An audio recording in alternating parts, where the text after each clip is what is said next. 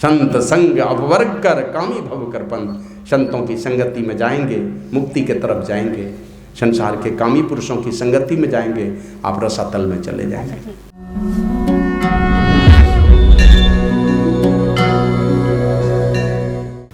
कुछ लोगों ने गुरु महाराज को देखा और बहुतों ने नहीं देखा। हमने भी 3-4 बार देखा, लेकिन निकट जाने का कभी सौभाग्य नहीं मिला, क्योंकि उसमें विद्यार्थी जीवन था, पढ़ाई लिखाई करता था। लेकिन गुरु महाराज की एक बड़ी कृपा उन्होंने की कि अलग अलग कोने में, अलग अलग जाति में कोई न कोई सन्यासी पैदा किया।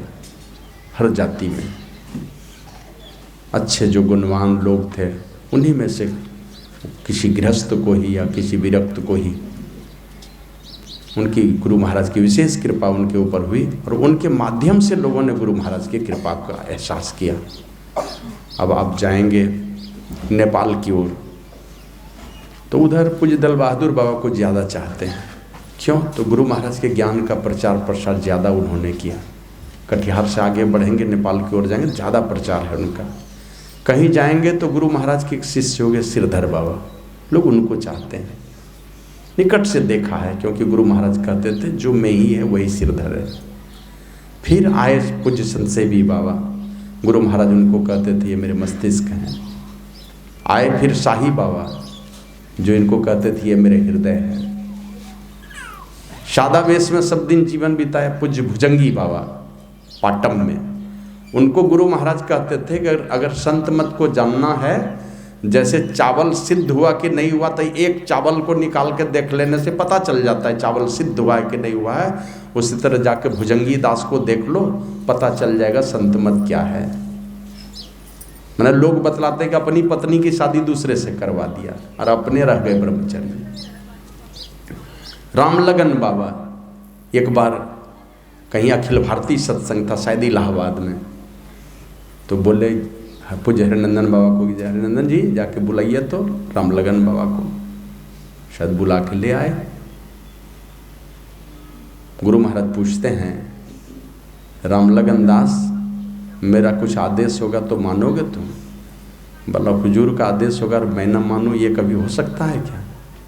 बोला अच्छा कमीज खोलिए तो भरी सभा में कई लोग, अनेकों लोग बैठे हैं, माताएं, बहनें, भाई, बंधु सब लोग हैं। अब भरी सभा में गुरु महाराज कहते हैं कमीज खोलिए तो खोल दिया। अच्छा गंजी खोलिए तो खोल दिया। अच्छा धोती खोलिए तो खोल दिया। अब बिस्टी पहन के खड़े हैं सब लोगों के बीच में। तो गुरु महाराज कहते हैं अब मेरा कुछ आदेश होगा तो मानेंगे? अब बस आपका आदेश मैं ना मानूं ये हो ही नहीं सकता है। अच्छा लंगोट खोलिए तो भरी सभा में लंगोट खोल के फेंक दिया, नंगे खड़े हो गए। गुरु महाराज कहते हैं उनका बाँह पकड़ करके कहते देखिए रामलगन दास के पूरे शरीर को, द्वापर का भीष्म पितामह ही मेरा बेटा रामलगन है। तो ऐसे ऐसे महापुरुष गुरु महाराज ने पैदा किए और सब लोगों के माध्यम से गुरु महाराज की कृपा को पाया है लोगों ने। और जिनके भी माध्यम से हमने गुरु महाराज के कृपा का एहसास किया है, किन्हीं से भी दीक्षा लिए हैं, किनका ध्यान करते हैं, ध्यान किनका करते हैं? हम लोग ये इनका ध्यान करते हैं। सबके हृदय में वही है, फिर कहीं भेदभाव नहीं है। अपना ध्यान करने के लिए कोई बताते हैं तो वो गलत है, लेकिन सब लोग इन्हीं महापुरुष का ध्यान करने के लिए बतलाते हैं। तो अलग अलग महापुरुष के माध्यम से लोगों ने गुरु महाराज की कृपा का एहसास किया है। हमने भी महर्षि शाही स्वामी जी महाराज के माध्यम से एहसास किया है। उनकी बहुत बहुत कृपा रही है मेरे जीवन में। तो हम उन महापुरुष को भी बहुत बहुत बार नमन करते हैं। उन्होंने मुझे इस योग्य माना और रहा तो मैं नौकरी में 22 वर्षों तक, पूरी जवानी नौकरी में, और बीच में ही जितना समय मिला महर्षि शाही स्वामी जी महाराज का बहुत बहुत कृपा हमारे ऊपर बरसते रहा। बार बार सेवा करने का सौभाग्य मिला और अंततः उस योग्य माना। एक दिन ये 10 मई 2009 ईस्वी को बोले कि थोड़ा संन्यास ले में भारी लगे छो। तो हमने कहा हुजूर अभी संन्यास लेके जाएंगे हम। तो उस समय तो नहीं दिए, 31 दिसंबर 2009 को दिए। तो बहुत कृपा है आप ही लोगों के बीच में से अभी हम ऊंचे आसन पर बैठे हैं। ऐसे महापुरुष महर्षि शाही स्वामी जी महाराज की बहुत बहुत कृपा है मेरे ऊपर। उनके चरणों में भी मैं बहुत बहुत बार नमन करता हूँ, वंदन करता हूँ। उपस्थित साधु समाज, सत्संग प्रेमी सदात्माओं, भक्तिमती माताओं, धर्मशिला देवी स्वरूपा सती साध्वी बहनों, सभी जवान दोस्तों, छोटे छोटे बच्चों, सब लोगों को नमन करता हूँ। और सब लोगों से निवेदन करता हूँ कि आप लोग गुरु महाराज की जय घोष जोरदार शब्दों में करने की कृपा करें। श्री सद्गुरु महाराज की जय। अभी हम लोगों ने उपनिषद वाणी सुनी। मोक्ष द्वारे द्वारपालस् चत्वारः परिकीर्तिता। मोक्ष के द्वार पर, मुक्ति के द्वार पर 4 द्वारपाल रहते हैं। द्वारपाल का अर्थ तो आप लोग समझते होंगे, अंग्रेजी समझ जाइएगा तुरंत, गेट कीपर जैसे कहता है समझ जाता है। द्वारपाल माने जो द्वार खोले तब आप अंदर जा सकें, वे होते हैं द्वारपाल। वे द्वार न खोलें तो आप उस महल में प्रवेश नहीं कर सकते। अब मुक्ति रूपी महल के द्वार पर कौन कौन द्वारपाल हैं? तो कहते हैं समो विचार संतोष चतुर्थ साधु संगम। सम, विचार, संतोष और साधु संग। चलेंगे जब इधर से मुक्ति के महल में प्रवेश करना चाहते हैं तो सबसे पहले साधु की संगति होगी। रामचरितमानस में भी तुलसीदास जी महाराज ने लिखा है, शरीर रहते चारों फल पाएंगे। कब? शरीर रहते चारों फल पाएंगे। कब? कहते हैं जब साधु संतों की संगति में जाके सुनेंगे, आनंद मन से सुनेंगे, समझेंगे और उसको अपने जीवन में उतारेंगे, तब मिलेगा। और शरीर रहते चारों फल तभी मिलेगा जब साधु की संगति हो। और दुनिया में कोई ऐसी जगह नहीं है कि आप उनकी संगति करें और शरीर रहते चारों फल मिल जाए। बस आशा लगी रहेगी कि मेरा बेटा श्राद्ध कर देगा तो हमारी मुक्ति हो जाएगी, हमारा बेटा तर्पण करेगा तो हमको मुक्ति होगी, हमारा बेटा मेरे नाम पर कुछ करेगा तो मुक्ति होगी। इसी आशा में रह जाएंगे। तुलसीदास जी महाराज कहते हैं अगर संतों की संगति करोगे इस आशा में नहीं रहना पड़ेगा। बेटा बेटी श्राद्ध करे कि नहीं करे, वो शरीर रहते जीवन मुक्ति की दशा को प्राप्त करेगा। चारों फल मने अर्थ भी मिलेगा, धर्म की ओर प्रवृत्त होंगे, सारी कामनाएं मिटेगी और अंततः सारी कामना की पूर्ति होकर के सारी कामना मिट जाएगी। अंततः परमात्मा को प्राप्त कर एकम एक हो जाएंगे, सदा सदा के लिए मुक्त हो जाएंगे। 4 द्वारपाल हैं मुक्ति के महल। मुक्ति के द्वार पर 4 द्वारपाल रहते हैं। सबसे पहले संतों की संगति, साधु की संगति। इसलिए हमारा इतिहास जब उलट करके देखते हैं, लोग कहीं कहीं सत्संग में जाते हैं तो कुछ कुछ सुन लेते हैं, नहीं तो कौन सुनाता है। गोपीचंद माँ बाप का इकलौता बेटा था। पिताजी पहले चले गए दुनिया से, नीचे बैठा था, राजा है बंगाल का। और किस खानदान का था जानते हैं ना? मैनावती का बेटा और राजा विक्रमादित्य का भगना था, राजा भर्तृहरि का भगना था। और ये भी राजा है, बैठा है, नौकर चाकर सेवा में लगे हैं। माँ ऊपर से देख रही थी, माँ के आंख से आंसू गिरने लगे, झरने लगे। तो माँ के आंख से गिरे हुए आंसू गोपीचंद के बदन पर पड़ा। तो गोपीचंद उलट के देखता है, क्योंकि दुख के आंसू जो होते हैं वो गर्म होते हैं। तो ऊपर गया अपने माँ के पास और कहा कि माँ, ये राजमाता की आंखों में आंसू, तुम कोई एक माँ नहीं हो, पूरे राज्य की माता हो, मैंने राजा जो है उसकी माँ हो तुम, और राजमाता की आंखों में आंसू, ये तो शोभा नहीं देता। किन्हीं को भी शोभा नहीं देता, बेटे के रहते, बेटी के रहते माँ की आंखों में आंसू, कभी जीवन में सुख नहीं मिलता। और कहा कि ये तुम राजमाता की आंखों में आंसू? बोला यूँ ही रो पड़ी। कहा क्यों? कहा तुम्हारे पिताजी की याद हो गई। तुम्हारे पिताजी भी बहुत खूबसूरत थे, बहुत प्यार करते थे तुमसे, दुलार प्यार करते थे। सुबह जगना तो तुमको जगाना, मुँह हाथ धुलाना, नहलाना सब पहले तुमको करवाते थे, फिर तुमको भोजन कराना, फिर अपने भोजन करते थे। लेकिन अब वो नहीं रहे इस दुनिया में। बोले ये तो प्रकृति का नियम है, जो आए हैं वो जाएंगे। बोला तू भी चला जाएगा, इसलिए मैं रोती हूँ। तू भी चला जाएगा, तू भी नहीं रहेगा। तो कहा माँ दुनिया में कोई रहने के लिए आया है क्या? बोला हाँ, कोई ऐसे हैं जो रह जाते हैं इस संसार में, सदा सदा के लिए वो अमर हो जाते हैं, वो परमात्मा मिलकर एकम एक हो जाते हैं, इसी सृष्टि में रह करके संसार का कल्याण करते हैं।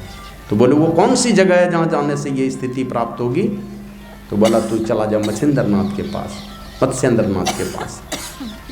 वो बड़े ही दयालु संत हैं और ये कुएं में पड़े हैं, और तुम जाना वहाँ पर और थोड़ा आटा दे दिया उसको, कहा ये थोड़ा आटा ले लो और आटे को गूंथ करके गोली 3-3 गोली बना लेना।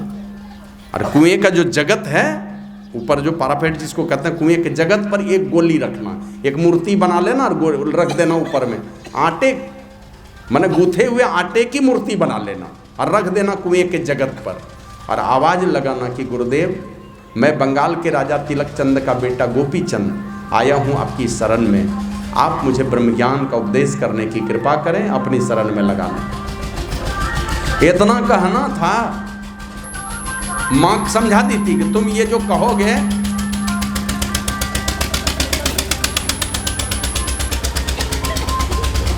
तो तुम्हारे पिताजी का नाम सुन करके ही वो क्रोधित हो जाएंगे। आवाज ठीक कीजिए। तुम्हारे पिताजी का नाम सुन के ही वो क्रोधित हो जाएंगे, तो तुम डरना नहीं, वो तुमको साप देंगे, और जैसे साप देंगे तू पीछे हट जाना, पीछे हट जाओगे तो वो आटे की जो मूर्ति वही जल के भस्म हो जाएगी। और इस तरह 3 बार तुम करना, 3 बार मूर्ति बनाना और तीनों बार आटे की मूर्ति ही जल करके भस्म होगी। चौथे बार में जब तुम आवाज़ लगाओगे कि गुरुदेव मुझे अपनी शरण में लगा लीजिए, मैं तिलक चंद का बेटा गोपी चंद आपका शिष्य बनने के लिए आया हूँ, तब वो कुएं से बाहर निकल कर तुझे हृदय से लगा लेंगे, तुझे ब्रह्म ज्ञान की दीक्षा देंगे।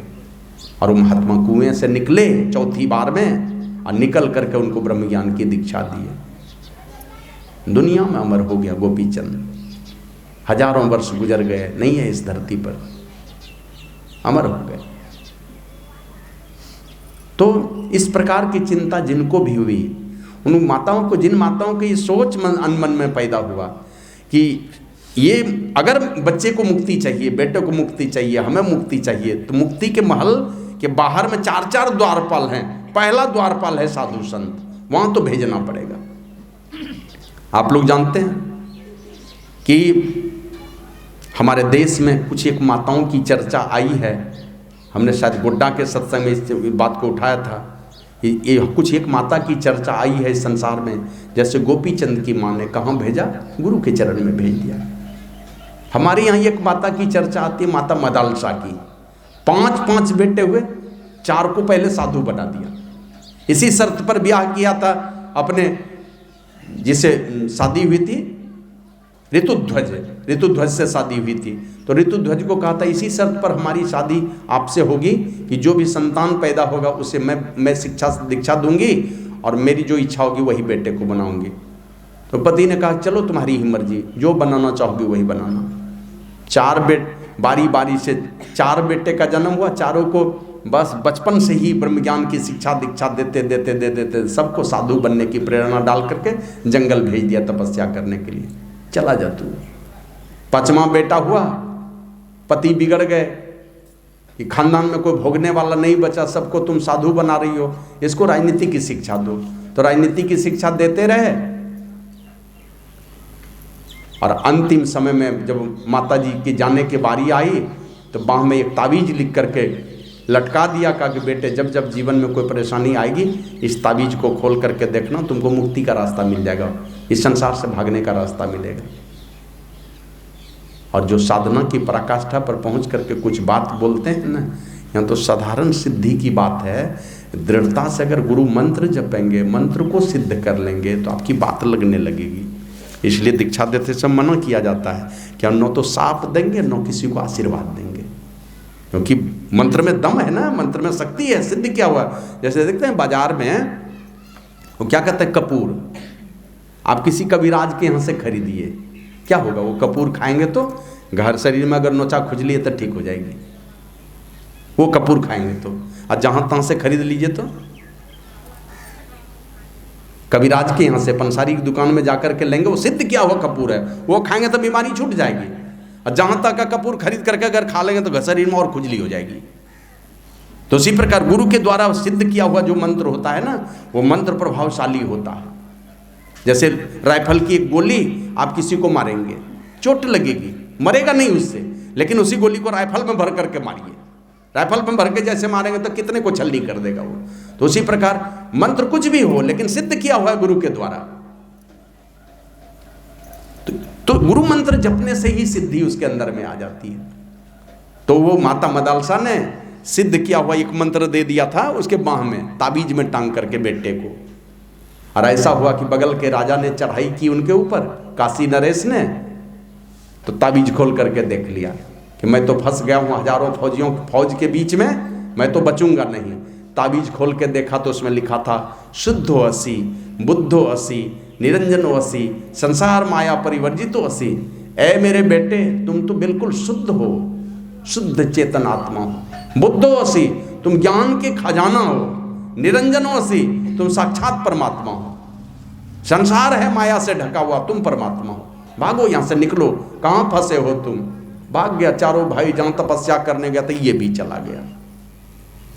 पांचों बेटा साधु बन गया, पांचों बेटा जीवन मुक्त हो गया। हम लोग सुनते हैं प्रहलाद की कथा, किस मां के कोख से पैदा हुए? प्रहलाद कयाधु के कोख से, हिरण्यकश्यपु की धर्म पत्नी। हिरण्यकश्यपु गया तपस्या करने के लिए, और तपस्या करने इधर उनकी धर्म पत्नी गर्भवती हुई, अब वो चले गए तपस्या करने के लिए। तो इस बीच में नारद बाबा एक दिन कयाधु को उठा के लेके जाने लगे, ये इंद्र महाराज उठा के जाने लगे। तो देवर्षि नारद ने पूछा कि कहाँ ले जा रहे हो उसको? बोले ले जा रहा हूँ, बस इसके पिताजी गए हैं तपस्या करने, इसके खानदाने का सफाया कर देता हूँ तब तक मैं।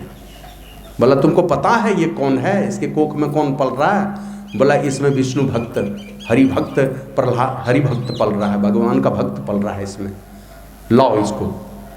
और अपने साथ लेकर के रोज दिन ब्रह्म ज्ञान का उपदेश सुनाते रहे, दिव्य ज्ञान का उपदेश सुनाते रहे। और सुनाते सुनाते वही बालक राक्षस के खानदान का बेटा तीनों लोकों में पूज्य हो गया। असुर भी पूजते थे, देवता भी पूजते थे, और मनुष्य भी पूजते थे, तीनों पूजते थे प्रहलाद को। इतनी शक्ति उनके अंदर में वो अर्जित कर लिए थे। तो माँ ने भेज दिया साधु संतों के पास। आप लोग रात में कल सुना रहे थे माता सुमित्रा के विषय में, दो बेटा कहाँ भेजा? एक बेटा को राम जी की सेवा में, एक बेटे को भरत की सेवा में। राम जी के सेवा में लक्ष्मण को, और भरत की सेवा में शत्रुघ्न को, दोनों बेटे को 2 जगह। और आप लोग जानते हैं ना कि जब हनुमान जी धौलागिरी पर्वत लाने के लिए जा रहे थे, तो भरत ने मार के गिरा लिया था अयोध्या में। उसको पता चला कि ये राम भक्त हनुमान है, तो बोला बैठ जाओ तुम मेरे तीर पर, मैं तुमको भेज देता हूं। कहा कि बस मैं चला जाऊंगा स्वयं। और हनुमान जी चले भी गए हैं, लेकिन जाते जाते माता कौशल्या यही कहती है, ए हनुमंत मेरे राम को जाकर के कह देना, अगर लक्ष्मण को कुछ हो गया तो मुझे राम से भी कोई मतलब नहीं, वो भी लौट के नहीं आए, मेरे लक्ष्मण को कुछ नहीं होना चाहिए। अगर राम आए लौट के तो लक्ष्मण को लेके आए, और लक्ष्मण को अगर कुछ हो गया तो कह देना वो भी उधर ही रह जाए, मुझे राम से भी कुछ लेना देना नहीं चाहिए हमको राम, मेरा लक्ष्मण लौटना चाहिए। लेकिन बगल में सुमित्रा खड़ी थी, तो वो क्या कहती है, ए हनुमंत तुम जाकर के मेरे राम से कह देना, अगर लक्ष्मण को कुछ हो गया ना तो चिंता नहीं करे, मेरा दूसरा बेटा है ना शत्रुघ्न, मैं उसको भेज दूंगी उसके सेवा में।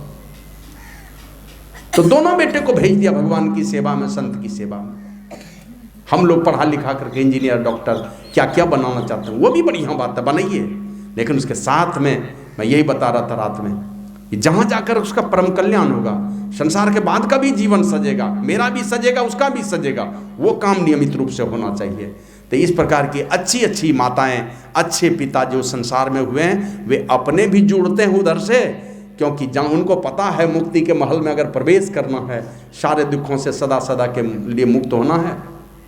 हमारे गुरु महाराज कहते हैं जितने मनुष्य स्तनधारी हैं प्रभु भक्ति कर सकते हैं, सभी सब कर सकते हैं, और बिना ईश्वर भक्ति के हमारा कल्याण भी नहीं होने वाला है।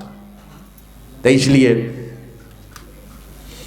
ये मुक्ति के महल में प्रवेश करने के लिए 4 द्वारपाल हैं। पहला द्वारपाल है साधु संत। ऐसे संतों के सानिध्य में जब तक नहीं जाएंगे पहला ही द्वार नहीं खुलेगा तो दूसरे द्वार में कहाँ से प्रवेश करेंगे? पहला द्वार खुलता है साधु संतों के पास। और इसीलिए भगवान श्री राम माता सबरी की कुटिया में गए, यही समझाया था, कह रघुपति सुनु भामिनी बाता, मानो एक भगति करनाता, नवदा भगति कहूँ तो ही पाही, सावधान सुनु धरु मन माही। ऐ सबरी, मैं नवधा भक्ति का बखान कहता हूँ, और जिस भक्ति का नाता मैं दुनिया के जीवों पर करता हूँ, भक्ति का ही नाता मानता हूँ, दूसरा कोई रिश्ता नाता नहीं है हमको संसार के लोगों के साथ, बस एक ही नाता है, वो है भक्ति का नाता। और 9 प्रकार की भक्ति का बखान किया प्रभु श्री राम ने। पहली भक्ति क्या बतलाई? प्रथम भगति शंतनकर संगा। यहाँ जाइए, ये द्वार है, पहला द्वारपाल है वो, वहाँ खोलेगा दरवाजा तो आगे बढ़ जाएंगे वहाँ से। इसलिए बड़े बड़े एक से एक लोग आए इस धरती पर। क्या किया? जरूरत पड़ी तो राजपाट घर द्वार वो तो छोड़ा ही छोड़ा, जान भी देने के लिए तैयार हो गए, सब कुछ लुटा देने के लिए तैयार हो गए। ऐसे ऐसे लोग आए हैं इस धरती पर। आए थे ना समर्थ रामदास जी के एक शिष्य हो गए, वो क्या किया?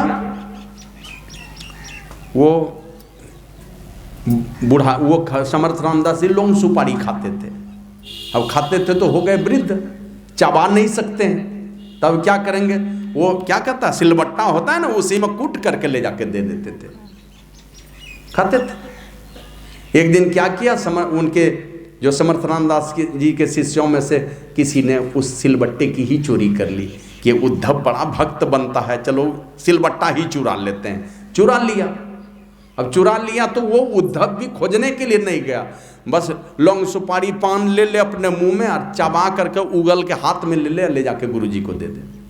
वो भी प्रेम से खा लेते थे, कभी नहीं पूछा, क्योंकि प्रबल प्रेम के पाले पड़कर प्रभु को नियम बदलते देखा। अपना मान टले टल जाए, पर भक्त का मान न टलते देखा। प्रेम है आपके हृदय में, परमात्मा सब नियम कानून बदल लेते हैं। कोई कानून नहीं लगता अगर प्रेम है दिल में, प्रेम का भंडार है, प्रेम का महासागर, तो कोई कानून उसके लिए नहीं आता है। और पलड़ा भारी हो जाता है सदैव प्रेम का। बहुत तूफान मचाएगा प्रेम, तो यही प्रेम भक्ति का रूप लेता है, साधना में बढ़ जाता है, तो उगल करके खिला देता था। यह शिकायत चली गई छत्रपति शिवाजी के पास। शिवाजी आए, आकर के पूछते हैं उद्धव से, ये तुम कौन सिलबट्टा में गुरुजी को पान सुपारी वो चूर करके देते हो, बताओ। सिलबट्टा तो चुरा लिया था, सिलबट्टा तो था नहीं। अंदर रसोई में घुसा और ये कटार उठाया, छोटा तलवार, और उठा के पूरा जबड़ा उखाड़ लिया अपना, और उखाड़ के ला के हाथ में लेकर के चलाया, उधर से ला करके दे दिया कि ये हाँ सामने में हाजिर कर दिया। मैं कहा कि मैं अभी सिलबट्टा लेके आता हूँ, और अपना ही पूरा जबड़ा उखाड़ के ला के पहुँचा दिया। बाबा कबीर कहते हैं, 3 लोग 9 खंड में, गुरुते बड़ा न कोई, करता करे ना करी सके, गुरु करे सो। जो चाहेंगे वो हो जाएगा। कहते हैं, यह तनविस की बेलरी, गुरु अमृत की खान, शीश दिए जो गुरु मिले तो भी सस्ता जान। गर्दन चढ़ा देने से सच्चे सदगुरु अगर मिल गए, कोई भी अनहोनी चीजें अनहोनी नहीं रहेंगी, होनी में बदल जाएंगी। सारे विघ्न आपके जीवन के समाप्त हो जाएंगे, पल में निहाल करने वाले हैं। एक बच्चे का जन्म हुआ, और जन्म किस तरह से हुआ? दादी गई गुरु महाराज के पास, बहुत पैसे वाली थी। दादी जाके कहती है गुरु महाराज को कि हुजूर, हम बहुत पैसे वाले लोग हैं, किसी चीज़ की कमी नहीं है, बस एक छोटी सी कमी है। शादी हुए, बेटे की शादी हुए 10-12 साल हो गए, एक भी संतान नहीं है, पोता पोती कुछ नहीं है। आपकी कृपा होगी तो सब होगा। तो गुरु महाराज दयालु थे, जानते थे बड़ी भक्तिन है। गुरु महाराज आशीर्वाद दे दी, जाइए, गुरु परमात्मा की कृपा आप पर जरूर होगी। होता क्या था, 1-2 महीने का गर्भ ठहरता था, गर्भपात हो जाता था अपने आप, रुकता ही नहीं था। और 10-12 साल इस तरह गुजर गए, तो परेशान थी दादी, खानदान में कोई भोगने वाला नहीं है। तो गुरु महाराज बोले, जाओ, परमात्मा की कृपा जरूर होगी। बोल दिए। अब वो आई, सत्संग भजन ध्यान जो उसके जीवन का अंग था, वो नियमित रूप से वो करती रहती थी। समय पाकर के बहू गर्भवती हुई, समय पाकर के बेटे का जन्म हुआ। लेकिन दुख का पहाड़ टूट पड़ा कि बेटा मरा हुआ जन्म लिया। प्रत्येक बार तो महीना, 2 महीना, 3 महीना में गर्भपात हो जाता था, और इस बार मरा हुआ ही जन्म लिया। अब उस बच्चे को गोद में लेके दादी बैठ गई, बोली कि गुरु महाराज हमको आशीर्वाद दिए हैं, गुरु महाराज के आशीर्वाद का ये पोता है, मेरा मर ही नहीं सकता है। अगर मर गया तो हमारे गुरु महाराज की बात छुट्टी हो जाएगी, हो ही नहीं सकता ऐसा कि मेरा पोता मर जाएगा। और बैठ करके ध्यान करती थी, और ध्यान से जब उठती थी तो वही रोती रहती थी पोता को देख करके। अब घर वाले सारे लोग कहते हैं इसको जल्दी से ले जाके जला दो, ये दफन कर दो, नहीं तो दादी भी मर जाएगी पोते के साथ में, इसको दफन करो जल्दी से। अब कोई उसको छीन करके ले जाना चाहे तो मारने उठे, उसको थप्पड़ चलाने लगे, ये खबरदार तुम नहीं ले जा सकते हो मेरे पोते को, ये मेरा पोता मर ही नहीं सकता। 3 दिनों के बाद वो बच्चा जिंदा हो गया।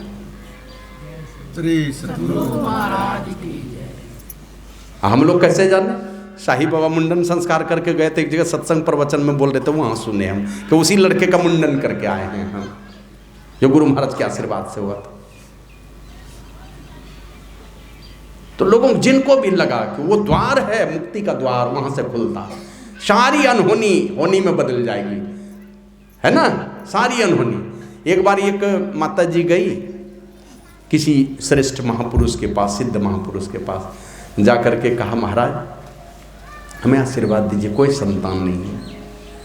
तो बोले तुम्हारे नियति में कई जन्मों तक संतान का सुख ही नहीं है, तुम्हारे नसीब में ही नहीं लिखा है संतान होना, मैं क्या करूं? लौट करके चली आई। रास्ते में मिल गए उनके एक शिष्य, साधु शिष्य मिले, उन्हीं के साथ रहने वाले एक मिल गए। तो वो पूछते माता जी कहाँ से आ रही हैं? तो कहते मैं गया था महाराज जी के पास जाकर आशीर्वाद लेने। किस चीज़ का? तो बोले कि कोई संतान नहीं है। तो क्या कहा उन्होंने? और उन्होंने कहा कि तुम्हारे नसीब में ही नहीं लिखा है, कई जन्मों तक तुम्हारे नसीब में संतान ही नहीं है, नसीब में ही नहीं लिखा है। वो साधु सिखा दिया उस माता जी को कि जाके तुम उनको बोलो वहाँ भी नसीब लिखने वाले आप ही थे और यहाँ भी नसीब लिखने वाले आप ही हैं। बोलिए जाकर के उनको, नसीब लिखने वाले तो आप ही हैं, वहाँ भी आप ही लिखने वाले थे, यहाँ भी आप ही लिखने वाले थे, वहाँ नहीं लिखे थे, यहाँ मेरे नसीब में लिख दीजिए, यहाँ लिख दीजिए मेरे नसीब में। और ये जाकर के जैसे कहती है, बस वो महाराज उसको आशीर्वाद दे दी और बोले ठीक है जाओ, परमात्मा की कृपा तुम्हारे ऊपर होगी। वहाँ नसीब में नहीं लिखा थी, यहाँ नसीब लिख दिया। और एक बार में शायद 3-4 संतान हुआ शायद उनको, एक ही बार में, तो वहाँ नहीं लिखा था, यहाँ ला करके लिख दो। तो वहाँ वो पहला द्वार है मुक्ति का, महल में प्रवेश करने के लिए पहला द्वार है साधु संतों की संगति। और जब साधु संतों के पास जाते हैं, वहां जाने के बाद कैसे साधु, बाबा कबीर कहते हैं, कभी मन के मते ना चालिए, मन के मते अनेक, जो मन पर असवार है सो ही साधु एक। साधु कौन? जो अपने मन को अपने गुलामी में रखा है, मन को अपने काबू में रखा है, सारे इच्छाओं का दमन करके रखा है, सब इच्छा उसके बस में। तो वहां जाने के बाद आपके जीवन में संतोष आएगा। संतोषी साधु, कैसा साधु? संतोषी होना चाहिए। और संतोषी साधु के पास जाएंगे, आपके अंदर में भी संतोष पैदा करने का सामर्थ्य दे देगा, कभी इच्छा लालसा नहीं रहेगी। बाबा शाही स्वामी जी महाराज कभी कभी कहते थे, एक बार गुरु नानक देव जी महाराज ने खबर भेजा किसी को, एक अपने शिष्य को, बोलो जा करके कह देना 500 रुपया मुझे चाहिए। अब 500 चाहिए, वो 500 कहाँ से लाए? वो तो घास काट के बेचने वाला था, कहाँ से लाए 500? फिर भी गुरुजी ने मांगा है, कुछ तो करना पड़ेगा। और विचारने लगा कि 500 कहाँ से लाऊं, मुझे तो 1-2 रुपये भी नहीं मिलते, किसी तरह घर का खर्चा चलता है, ये 500 कहाँ से लाऊं? तो पता किया तो पंजाब देश में मस्किनिया नाम का एक पहलवान था, पता चल गया उसको। वो मस्किनिया एकदम ऐलान किए हुए कि कोई भी हमसे हाथ मिलाएगा, लड़ाना तो छोड़ दो, खाली हाथ भी मिलाएगा तो 500 देंगे उसको, हम 500 रुपया इनाम देंगे जो मुझसे हाथ मिलाएगा। अब ये घसियारा देह में दम नहीं, चला गया उसी के पास और राजा से पूछता है कि मैं मस्किनिया से मिलना चाहता हूँ। आए हो किधर? बोला उनसे हाथ मिलाना है। कब मरने की कोई जगह नहीं मिली तुमको? देख लिया शरीर में मांस भी नहीं है, खाली हड्डी ही हड्डी है, और आ गया है मस्किनिया से हाथ मिलाने के लिए। बोले नहीं, मैं आया तो हूँ इसीलिए, उनसे हाथ मिलाना है। ले गया उनके पास, बोला तुम आए हो हाथ मिलाने, तुमको पता है क्या गति होगी तुम्हारी? कहा इसीलिए तो मैं अपने बेटे को लेके आया हूँ, मैं जानता हूँ मैं नहीं बचूंगा, मैं मर जाऊंगा, इसीलिए बेटे को लेके आया। आपने ऐलान कर रखा है कि जो हाथ मिलाएगा 500 देंगे, मरे चाहे मैंने हारे चाहे जीते, मैंने 500 देंगे अगर हाथ भी मिला लेगा तो मैं तो मर ही जाऊंगा, मुझे पता है तुमसे हाथ मिलाने के बाद। तो मेरा 500 रुपया दे देना मेरे बेटे को, मेरे गुरुजी ने मांगा है 500। आ गए अखाड़ा पर, और जैसे हाथ मिलाया ना तो बड़े बड़े पहलवान अखाड़ा छोड़ के भाग जाते थे। और यहाँ राजा क्या देखता है, उठा के पटक के मस्किनिया के सीने पर चढ़ बैठा वो घसियारा। तो राजा पूछता है उस मस्किनिया से, मस्किनिया क्या हो गया तुमको? बड़े बड़े पहलवान अखाड़ा छोड़ के भाग जाते थे, आज क्या हो गया तुमको? कहा कि राजन मैं तो अपने बल से लड़ रहा हूँ, लेकिन ये अपने गुरु के बल से लड़ रहा है, इसलिए मैं पछाड़ खा गया, मेरी हार हो गई। हमारे गुरु महाराज कहते हैं त्राही गुरु त्राही गुरु त्राही गुरु कहू हो, और आसार संसार से गुरु बल तरु हो। अपना पुरुषार्थ अपनी सामर्थ्य तो है, साथ में गुरु का बल ले लीजिए और आगे बढ़िए। असफलता नहीं आएगी, कहीं किसी मंजिल पर आपकी हार नहीं होगी, सदैव जीत ही जीत होगी, कभी अफसोस नहीं होगा। तो सबसे पहले अब उनको राजा कहते हमको 500 दे दीजिए, तो राजा कहता कि नहीं नहीं, ये तो मस्किनिया की घोषणा है कि जो हाथ मिलाएगा 500 दिया जाएगा। मेरी घोषणा है कि जो मस्किनिया को पछाड़ेगा उसको आधा राज दे दिया जाएगा।